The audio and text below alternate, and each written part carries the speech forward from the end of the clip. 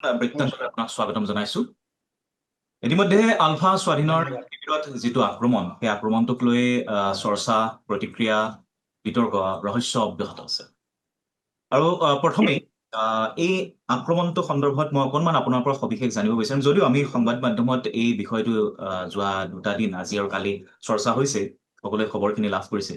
তথাপি আপোনাৰ পৰা জানিব বিচাৰিম, গ্ৰাউণ্ডত কি হৈছে, তাত কি হৈছে, আৰু ক্ষয় ক্ষতি কি ধৰণৰ হৈছে, লগতে আহ কিমানজন সতীৰ্থক হেৰুৱাবলগীয়া হৈছে, কি ধৰণৰ ক্ষয় ক্ষতি?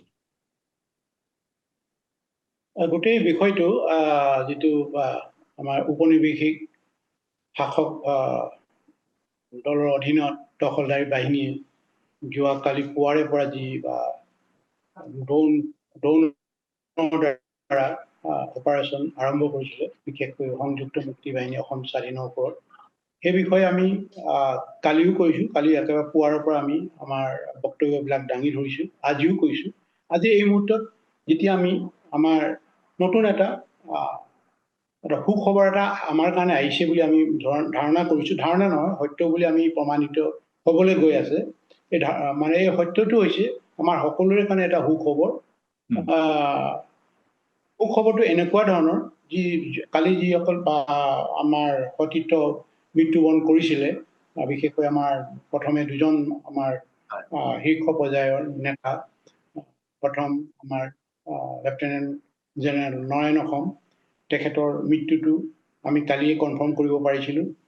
আজি আৰু লগতে ব্ৰিগেডিয়াৰ গণেশ অসমৰ মৃত্যুটো আমি কনফাৰ্ম কৰিব পাৰিছিলোঁ। আৰু সেই তাৰ পিছত আমাৰ সতীৰ্থসকলে বা আমাৰ নগা যিসকল ওচৰ চুবুৰীয়া জনগণ সকলোৱে মিলি যিটো আমাৰ নয়ন অসম আৰু গণেশ অসমৰ যিটো সহদা কৰাৰ যিটো অন্ত্যেষ্টিক্ৰিয়া আৰম্ভ কৰিছিলে, সেই সময়তে বিশেষকৈ আকৌ এবাৰ ড্ৰোন আক্ৰমণ হৈছিলে। সেই আক্ৰমণত এনেকুৱা ভয়ংকৰ আছিলে মানে তাত আৰু যেতিয়া গোটেই মানে পুৱাটো প্ৰায় 2 বজাৰ পৰা 4 বজালৈকে ভয়ংকৰ সেইবিলাক সন্মুখীন হৈ আছিলে।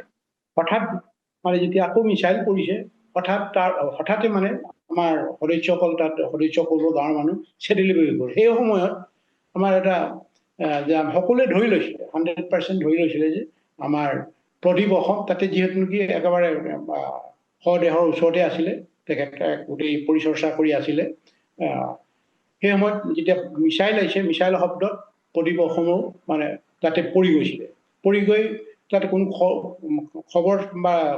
খবৰ নাছিলে বুলি কৈছিলে, বেহুচ হৈ গৈছিলে, প্ৰায় মৃতপ্ৰায় অৱস্থাত।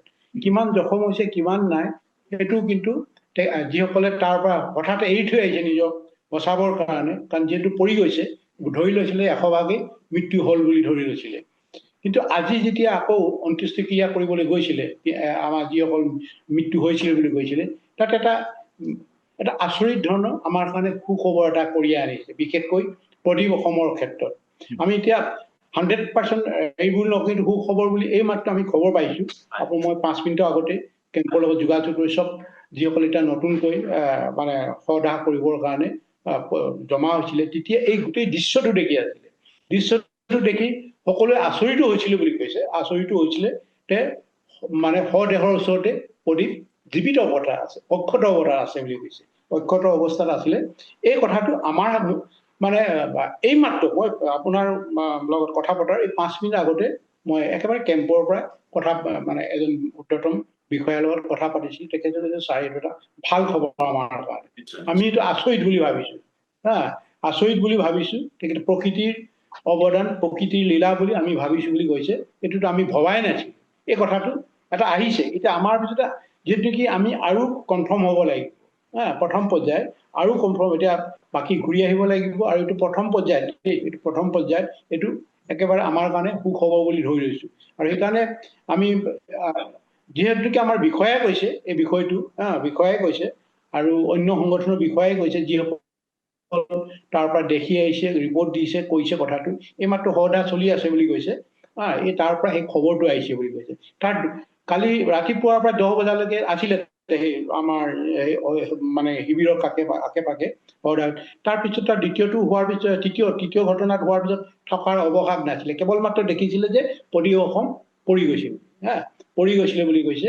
আৰু লগতে আৰু দুজন আমাৰ সতীৰ্থ মৃত্যু হৈছিলে বুলি কৈছে, সতীৰ্থ আৰু দুজন মৃত্যু হৈছিল বুলি কৈছে।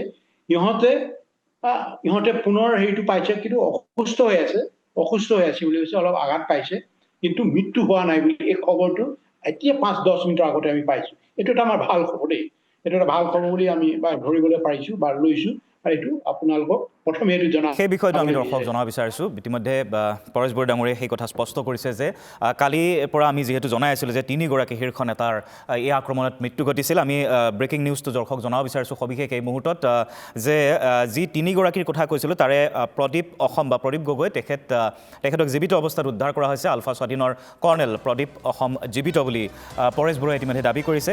যিহেতু তাত ভয়ংকৰ বিস্ফোৰণ সংঘটিত হৈছিলে, ড্ৰোনৰ জৰিয়তে বা মিছাইলৰ জৰিয়তে আক্ৰমণ সংঘটিত হৈছিলে। এই আক্ৰমণত যি পৰিস্থিতিৰ সৃষ্টি হয়, সেই পৰিস্থিতিৰ মাজতে হয়তো তেখেত তাত সেই সময়ত আহত হৈ পৰি ৰৈছিলে বা অজ্ঞান অৱস্থাত পৰি ৰৈছিলে, কিন্তু পৰৱৰ্তী সময়ত যেতিয়া তাত পৰিস্থিতি কিছু পৰিমাণে স্বাভাৱিক অৱস্থালৈ ঘূৰি অহাৰ দৰে হৈছিলে, সেই সময়ত আন সতীৰ্থসকল গৈছিল বা আন যিসকল তাত আছিলে আহত, তেওঁলোকে পৰৱৰ্তী সময়ত লক্ষ্য কৰিছিল যে প্ৰদীপ অসম জীৱিত অৱস্থাত আছে, মাথো তেওঁ অজ্ঞান হৈ আছিল। পৰৱৰ্তী সময়ত তেওঁৰ সজ্ঞান অৱস্থালৈ আহে আৰু বৰ্তমান তেওঁ কিছু খাদ্য গ্ৰহণ কৰা বুলি জানিব পৰা গৈছে আৰু তেওঁৰ চিকিৎসা চলি আছে, কিন্তু আঘাতপ্ৰাপ্ত হৈছে প্ৰদীপ অসম। আৰু তেওঁক লগতে তেওঁৰ সতীৰ্থ আছিলে, সতীৰ্থ আৰু কেইবাগৰাকীও জীৱিত অৱস্থাত উদ্ধাৰ কৰা হৈছিল। তাৰে এজন কেডাৰৰ শেহতীয়াভাৱে আকৌ মৃত্যু ঘটা বুলি কোৱা হৈছে, যদিও তেওঁলোকক জীৱিত অৱস্থাত প্ৰথমে উদ্ধাৰ কৰা হৈছিল, কিন্তু এজন কেডাৰৰ মৃত্যু ঘটিছে তাৰ মাজতে। আৰু বাকী যিসকলৰ কথা কৈছোঁ, লেফটেনেণ্ট জেনেৰেল নয়ন অসম আৰু ব্ৰিগেডিয়াৰ গণেশ অসম, সেই দুগৰাকীৰ মৃত্যু নিশ্চিত কৰিছে। কিন্তু প্ৰদীপ অসমৰো মৃত্যু হোৱাৰ কথা কালি আলফাই জনাইছিল, কিন্তু ইতিমধ্যে সেই কথা পৰেশ বড়োই আমাৰ সাক্ষাৎকাৰত জনাইছে যে কৰ্ণেল প্ৰদীপ অসম জীৱিত অৱস্থাত আছে আৰু তেওঁক সম্পূৰ্ণৰূপে বৰ্তমান সুস্থ অৱস্থাত, সম্পূৰ্ণ সুস্থ নহ'লেও তেওঁক পূৰ্বতকৈ সুস্থ অৱস্থাত উদ্ধাৰ কৰা হৈছে আৰু তেওঁৰ চিকিৎসা চলি আছে, খাদ্য পাতি তেওঁ গ্ৰহণ কৰিছে।